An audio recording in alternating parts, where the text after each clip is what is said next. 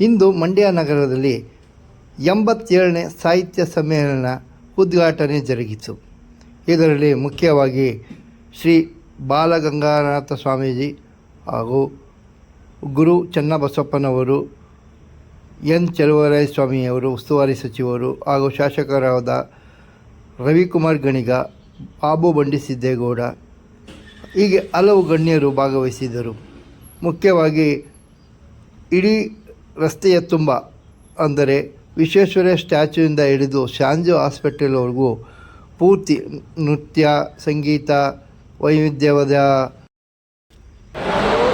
ಭಾರತವನ್ನು ಸಾರ್ವಭೌಮ ಸಮಾಜವಾದಿ ಧರ್ಮ ನಿರಪೇಕ್ಷ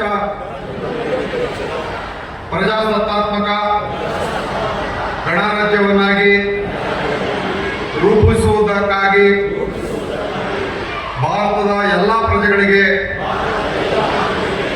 ಸಾಮಾಜಿಕ, ಆರ್ಥಿಕ ಮತ್ತು ರಾಜಕೀಯ ನ್ಯಾಯವನ್ನು,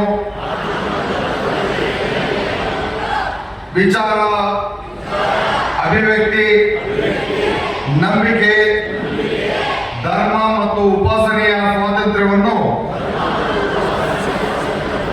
ಸ್ಥಾನಮಾನ ಮತ್ತು ಅವಕಾಶಗಳ ಸಮಾನತೆಯನ್ನು ದೊರೆಯುವಂತೆ ಮಾಡುವುದಕ್ಕಾಗಿ ವ್ಯಕ್ತಿ ಗೌರವ, ದೇಶದ ಏಕತೆ ಮತ್ತು ಸಮಗ್ರತೆಗಾಗಿ ಎಲ್ಲರಲ್ಲಿ ಭ್ರಾತೃತ್ವ ಭಾವನೆಯನ್ನು ಮೂಡಿಸುವುದಕ್ಕೆ ದೃಢ ಸಂಕಲ್ಪ ಮಾಡಿ ನಮ್ಮ ಸಂವಿಧಾನ ಸಭೆಯಲ್ಲಿ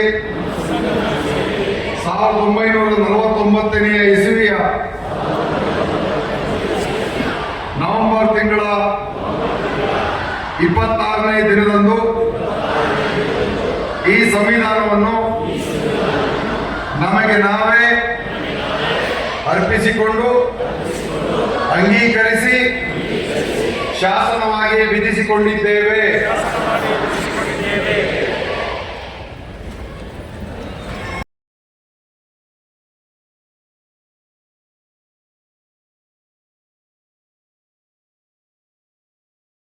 ಮೇ 30ರಿಂದ ಜೂನ್ 2ರವರೆಗೆ ಮಂಡ್ಯ ಜಿಲ್ಲೆಯಲ್ಲಿ 48ನೇಯ ಅಖಿಲ ಭಾರತ ಕನ್ನಡ ಸಾಹಿತ್ಯ ಸಮ್ಮೇಳನ ನಡೆಯಿತು. ಆಗ ಸಮ್ಮೇಳನದ ಮೊದಲ ಮಹಿಳಾ ಅಧ್ಯಕ್ಷರಾಗಿದ್ದ ಜಯದೇವಿ ತಾಯಿ ನಿಖಾಡೆ ಅವರು ನಾಡಿಗೆ ಈಗಷ್ಟೇ ಕರ್ನಾಟಕ ಎಂದು ನಾಮಕರಣವಾಗಿದೆ, ಇದು ಕನ್ನಡಿಗರು ಕೂಡಲು ಪ್ರೇರಣೆಯಾಗಲಿ ಎಂದು ಕರೆ ಕೊಟ್ಟರು. ನಂತರ 1994ರಲ್ಲಿ ಅಂದರೆ 3 ದಶಕಗಳ ಹಿಂದೆ ಮಂಡ್ಯ ಜಿಲ್ಲೆಯಲ್ಲಿ ಸಾಹಿತಿ ಚದುರಂಗ ಅವರ ಅಧ್ಯಕ್ಷತೆಯಲ್ಲಿ 63ನೇ ಕನ್ನಡ ಸಾಹಿತ್ಯ ಸಮ್ಮೇಳನ ನಡೆಯಿತು. ಆಗ ಕನ್ನಡ ಸಾಹಿತ್ಯ ಪರಿಷತ್ತಿನ ರಾಜ್ಯಾಧ್ಯಕ್ಷರಾಗಿದ್ದಂಥ ಡಾಕ್ಟರ್ ಗೋರು ಚನ್ನಬಸಪ್ಪನವರು ಸಮ್ಮೇಳನವನ್ನು ಯಶಸ್ವಿಯಾಗಿ ನಿರ್ವಹಿಸಿದ್ದರು. ಈಗ 30 ವರ್ಷಗಳ ತರುವಾಯ ಇಲ್ಲಿ ನಡೆಯುತ್ತಿರುವ 87ನೇ ಅಖಿಲ ಭಾರತ ಕನ್ನಡ ಸಾಹಿತ್ಯ ಸಮ್ಮೇಳನದ ಅಧ್ಯಕ್ಷರು ಅವರೇ ಆಗಿರುವುದು ಕನ್ನಡದ ಗೌರವ ಹೆಚ್ಚಿಸಿದೆ. ತರೀಕೆರೆ ತಾಲೂಕಿನ ಗೊಂಡೇನಹಳ್ಳಿಯ ಚನ್ನಬಸಪ್ಪ ಅವರು ವಿದ್ಯಾರ್ಥಿಯಾಗಿದ್ದರೇ ಸ್ವಾತಂತ್ರ್ಯ ಹೋರಾಟಕ್ಕೆ ಧುಮುಕಿದವರು. ತಮ್ಮ 18ನೇ ವಯಸ್ಸಿನಲ್ಲೇ ಸರ್ಕಾರಿ ಶಾಲೆಯಲ್ಲಿ ಶಿಕ್ಷಕರಾಗಿ ವೃತ್ತಿಗೆ ಸೇರಿದರು. ಸರ್ಕಾರಿ ಸೇವೆಯ ಜೊತೆಗೆ ವಿವಿಧ ಸಂಘ ಸಂಸ್ಥೆಗಳಿಗಾಗಿ ದುಡಿದಿದ್ದಾರೆ.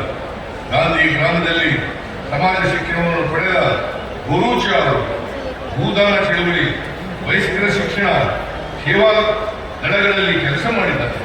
ಭಾರತ ಸ್ಕೌಟ್ಸ್ ಮತ್ತು ಗೈಡ್ಸ್ನ ಕೇಂದ್ರ ಕಚೇರಿಯಲ್ಲಿ ಕಮಿಷನರ್ ಆಗಿ ಸೇವೆ ಸಲ್ಲಿಸಿದ್ದಾರೆ. ಜಾನಪದ ಜಗತ್ತು, ಪಂಚಾಯತ್ ರಾಜ್ಯ, ಕನ್ನಡ ಸಾಹಿತ್ಯ ಪರಿಷತ್ತಿನ ಪತ್ರಿಕೆ ಮೊದಲಾದ ಪತ್ರಿಕೆಗಳಿಗೆ ಕೀರ್ತಿಯೂ ಸಹ ಇವರಿಗೆ ಸಲ್ಲುತ್ತದೆ.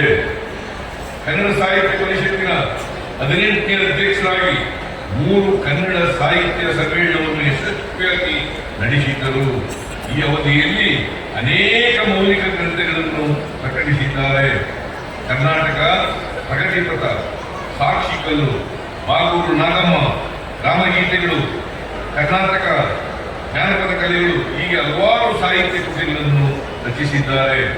ನಮ್ಮ ಭಾಷೆ, ನಮ್ಮ ಸಂಸ್ಕೃತಿ ಪರಂಪರೆಗಳನ್ನು ಪ್ರತಿನಿಧಿಸುತ್ತದೆ. ವಿಶ್ವವೇ ಜಾಗತಿಕ ಹಳ್ಳಿಯಾಗಿ ಪರಿವರ್ತಿತವಾಗಿರುವ ಈ ಸಂದರ್ಭದಲ್ಲಿ ನಾವು ನಮ್ಮ ತನವನ್ನು ಉಳಿಸಿಕೊಳ್ಳುವ ಅಗತ್ಯತೆ ಹಿಂದೆಂದಿಗಿಂತಲೂ ಈಗ ಹೆಚ್ಚಿದೆ. ಮಂಡ್ಯದ ಗಂಡು ಅಂತೇಳಿ ಅದಕ್ಕಾಗಿ ವಿಶೇಷವಾಗಿ ನಾವು ನಮ್ಮ ಚಿತ್ರ ಅಮರೀಶ್ವರಿಗೆ ಸೀಮಿತವಾಗಿರುವಂತಹ ಅಂತ ಎನಿಸಿದೆವು. ಇಲ್ಲಿಗೆ ಬಂದ ಗೊತ್ತಾಗ್ತದೆ ಗಂಟೆದ ಗಂಡು ಎಂದು ಹೇಳಿದರೆ ಮಂಡ್ಯದ ಜನ ತೀರ್ಮಾನ ಮಾಡಿದರೆ ಅದನ್ನೆಲ್ಲರೂ ಕೂಡ ತಾಕತ್ತಿಂದ ಅತ್ಯಂತ ಯಶಸ್ವಿಯಾಗಿ ನಿಭಾಯಿಸ್ತಾರೆ. ಅದಕ್ಕಾಗಿ ಹೆಸರು ಮತ್ತು ಬಿರುದು ಸಿಕ್ಕಿದೆ ಅಂತ ಹೇಳಿಕೆ ನಾನು ಬಯಸಿ ಈ ಸರ್ವರು ಕೂಡ ಅಭಿನವ ಶುಭಾಶಯ ಸಲ್ಲಿಸಲಿಕ್ಕೆ ಇಚ್ಛಿಸುವುದು.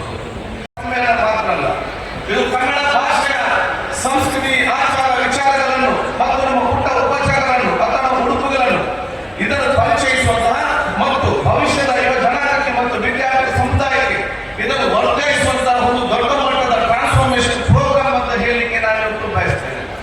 ಹಾಗಾಗಿ ಇಂತಹ ಸಾಹಿತ್ಯ ಸಮ್ಮೇಳನಗಳೇ ನಮ್ಮ ಸಂಸ್ಕೃತಿ ಮೇಲೆ ಗಟ್ಟಿಮುಟ್ಟಾಗಿ ಇದು ಕೂಡ ಬಹುಶಃ ನಮ್ಮ ಆಧುನಿಕ ಮತ್ತು ತಂತ್ರಜ್ಞಾನ ಕಾಲದ ನಾವಿದ್ದರೂ ಕೂಡ ಪಾಶ್ಚಾತ್ಯ ರಾಷ್ಟ್ರಗಳ ಬಹಳಷ್ಟು ಇವತ್ತು ಆ ಪಾಶ್ಚಾತ್ಯ ಸಂಸ್ಕೃತಿ ಬಹಳಷ್ಟು ಪ್ರಭಾವ ಬೀರುತ್ತಿದ್ದು ಕೂಡ ಯಾವುದೇ ಪಾಶ್ಚಾತ್ಯ ಸಂಸ್ಕೃತಿಯ ಪ್ರಭಾವ, ಆಧುನಿಕ ತಂತ್ರಜ್ಞಾನ ಪ್ರಭಾವವನ್ನು ಮೆಟ್ಟಿ ನಿಂತಹ ಕನ್ನಡ ಇದ್ರೆ ಅದು ಬಹುಶಃ ಕನ್ನಡ ಸಾಹಿತ್ಯ ಸಮ್ಮೇಳನ ಹಾಗೆ ಮತ್ತು ನಿಂತಿದೆ ಅಂತ ಹೇಳಲಿಕ್ಕೆ ನಾನು ಬಯಸ್ತೇನೆ.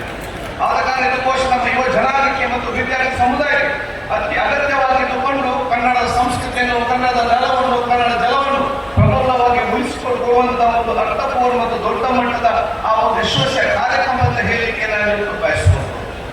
ಇವತ್ತು ಬಹುಶಃ ನಿನ್ನೆ ವಿಧಾನಸಭೆ ಅಧಿವೇಶನ ಇದೆ. ನಿನ್ನೆ ಸಂವಿಧಾನದ ಅಧಿವೇಶನ ನಾನು ಬಹುಶಃ ಇವತ್ತು ಮಾನ್ಯ ಮುಖ್ಯಮಂತ್ರಿಗಳನ್ನು ಮತ್ತು ಸಚಿವ ಸಂಪುಟ ಸದಸ್ಯರು ವಿಶೇಷವಾಗಿ ಕನ್ನಡ ಜನರ ಪರವಾಗಿ ನಾನು ಅಭಿನಂದಿಸಿ ಇಚ್ಛಿಸ್ತೇನೆ. ಬಹುಶಃ ರಾಜ್ಯಪಾಲರಿಂದ ನಮಗೆ ನಿಗದಿತ ಸಮಯದಲ್ಲಿ 24 ಬಂದಿದ್ದರೂ ಕೂಡ ಒಂದು ಬಂದಂತದನ್ನು ಅಷ್ಟು ಕಡಿತಗೊಳಿಸುವ ಸುಲಭ ಇಲ್ಲ. ಮಾನ್ಯ ಮುಖ್ಯಮಂತ್ರಿ ಜೊತೆ ಈ ಒಂದು ಬೇಡಿಕೆ ಇದ್ದಂತ ಸಂದರ್ಭ ತಮ್ಮ ಸಾಹಿತ್ಯ ಪರಿಷತ್ನವರು ಜಿಲ್ಲಾ ವಸತಿ ಸಂದರ್ಭದಲ್ಲಿ ಬಹುಶಃ ಅತ್ಯುತ್ತಮವಾದಂತಹ ನಾಳೆ ಇವತ್ತುಗಳು ಇರಬೇಕು ಅಧಿವೇಶನವನ್ನು ಒಂದು ದಿವಸ ಮೊಟಕುಗೊಳಿಸುತ್ತಿದ್ದಲ್ಲಿ ಅದು ಕನ್ನಡಕ್ಕಿರುವಂತಹ ಅಭಿಮಾನ ಮತ್ತು ಪ್ರೇಮದ ಒಂದು ಸಂಕೇತ ನಾನು ಹೇಳಿಕೆ ನಾನು ಬಯಸ್ತಾ ಇದ್ದೇನೆ. ಆದ ಕಾರಣ ಒಂದು ದಿವಸ ಮೊಟಕಾಗಿದೆ. ಆ ಒಂದು ದಿವಸ ಮೊಟಕಾಗಿದ್ದರೂ ಕೂಡ ಅದು ಯಾರಿಗೂ ಕೂಡ ನಷ್ಟ ಇಲ್ಲದ ರೀತಿ ನಾವು ನೋಡಿಕೊಂಡಿದ್ದೇವೆ. ಯಾಕೆ ಒಂದು ದಿವಸ ಮೊಟಕಾಗಿದ್ದರೂ ಕೂಡ ನಾವು ಅಧಿವೇಶನ 12 ಗಂಟೆಗೆ ನಡೆಸಿ 2 ದಿವಸದ ಬೋನಸ್ ಕೆಲಸವನ್ನು ನಾವಿಲ್ಲಿ ಮಾಡಿಸಿದ್ದೇವೆ ಅಂತ ಹೇಳಿಕೆ ನಾನು ಇವತ್ತು ಬಯಸುವಂಥದ್ದು. ಆದ ಕಾರಣ ಬಹುಶಃ ನಿನ್ನೆ